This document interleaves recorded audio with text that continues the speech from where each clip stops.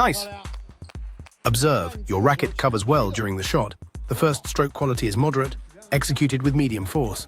However, in your stroke, I sense a lack of pressure being applied. Table tennis revolves around countering spin. I aim for a long shot to apply pressure. If the return is slightly forced, I either switch directly or maintain active pressure in defense. Your first stroke is good. After the shot, as long as it continues like this, but in your defense, there's no more pressure. You're just defending against it. Coming up, so the next stroke has to build on your shot. Exactly. Why does it build on your shot? Because in the second stroke, you didn't impose enough restrictions, didn't apply pressure. You need to elevate your game each time. Nice. Listen, when I was explaining earlier, providing detailed instructions, it gives you an advantage. Right now, you're not vigilant enough because the spot I just mentioned is even more perilous. This can result in a powerful and quick winning shot.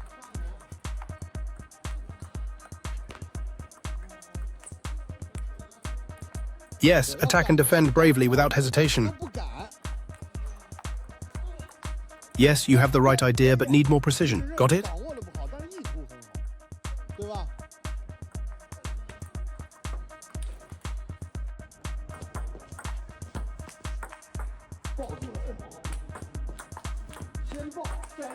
Did I loop? No looping. Don't mistake it for a quick flick back. Got it?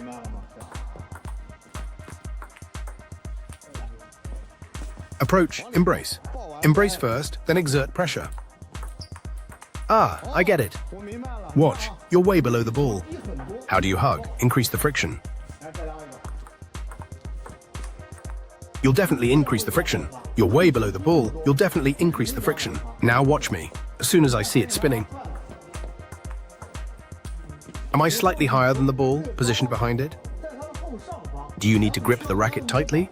No need to apply excessive force. Exactly. Avoid leaning too far forward. Apply moderate force to create spin. Now go close in and hug the ball. Got it? That's right. Embrace the ball. Ah, embraced it. The front end leads to the back end. What's at the very front? Toes, ball of foot, push and turn, moving along the knee, thigh, hips to turn the body upright, with the lower body leading the upper body, right? Isn't this also leading the back end to the core, bringing the whole upper body in? When the upper body starts moving in, who exerts force? Like this, or with the front end leading the back end? Look, two front ends, toes and fingertips. When fingers exert force, the wrist and forearm follow the direction of finger force, passively exerting force with it, right, resembling two front ends leading back end. The whole body is led from the toes to the core, to the hips. Right, then the whole arm exerts force from the fingertips, through the wrist, to the forearm. What about the upper arm? It plays a controlling role during the swing. So the upper arm also exerts force, applying control to maintain shape during force exertion, right? Due to the significant force inertia. Without control of the upper arm, it may become chaotic.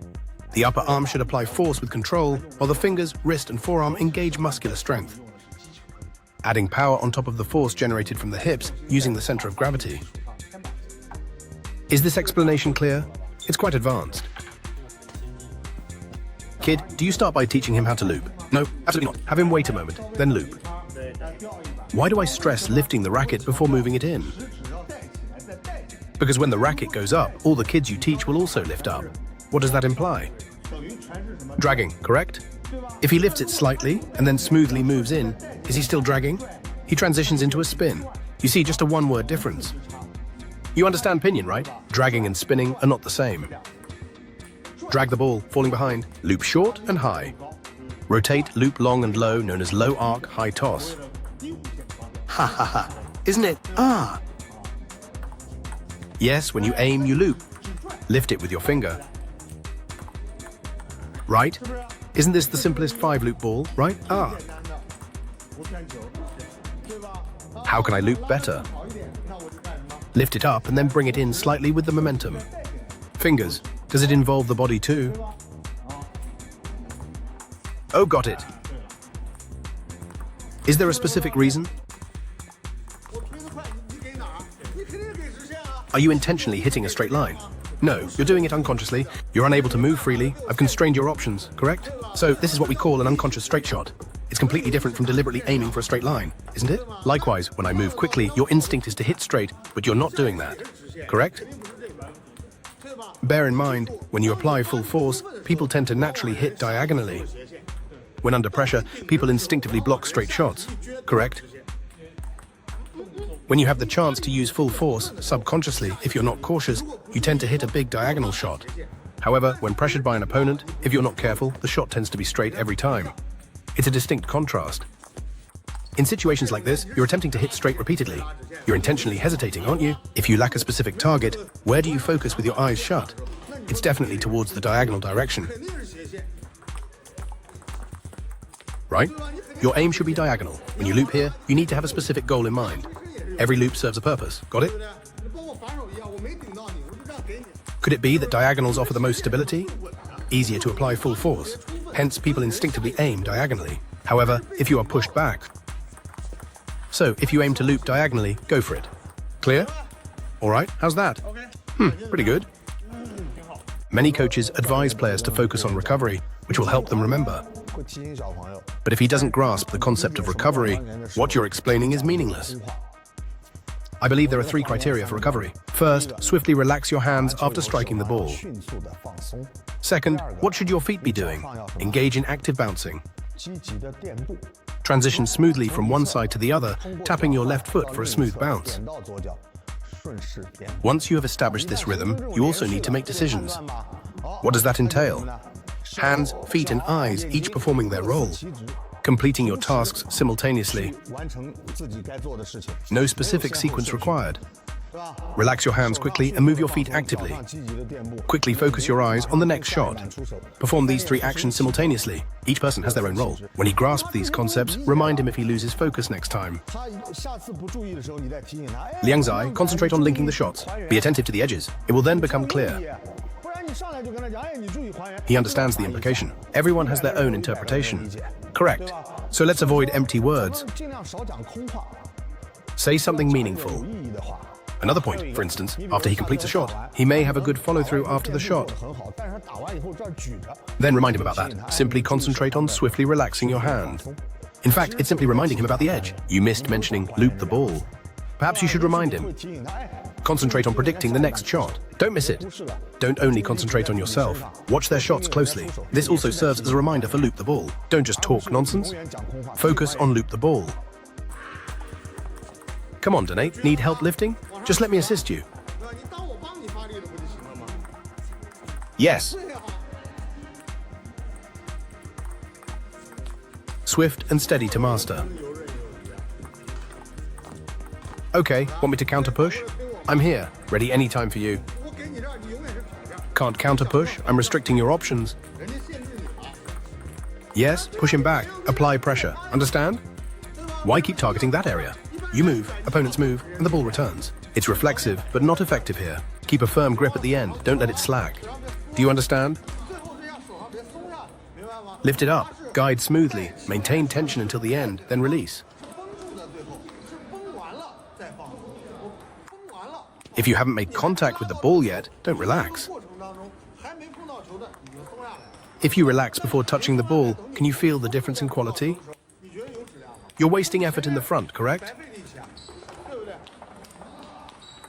Yes, that's excellent. Keep it up. Okay. Well done. Don't be content with just returning the ball. You need to pressure your opponent to play defensively in the middle of the court. When you return the ball, stepping forward creates opportunities. When I practice this shot with the coach, I can't do it. Thinking this way will prevent you from making any breakthroughs. You might feel incapable of doing it on your own.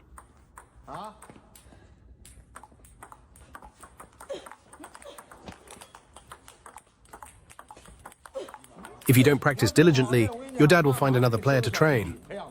No more training for you? Still treating you well, taking you out to eat, and caring for you.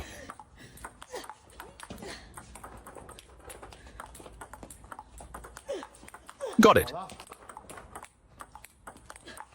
Okay.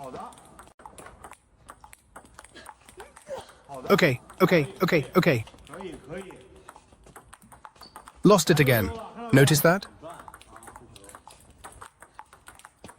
I can't find any major flaws in your game, but in a 3-ball rally, you consistently miss and lose one, which is a big issue. What's the main issue? Too many unforced errors. You're losing points recklessly. They haven't even made a move, and you've already lost. Why? They capitalize on your mistakes and have already defeated you. Isn't that right? You appear busy and proactive. It's pointless. Okay.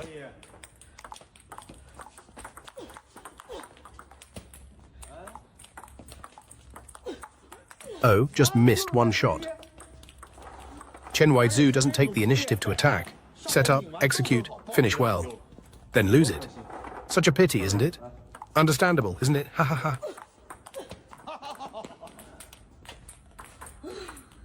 Very good. Big, clumsy steps, losing points recklessly. Why are you laughing, Fat Tiger?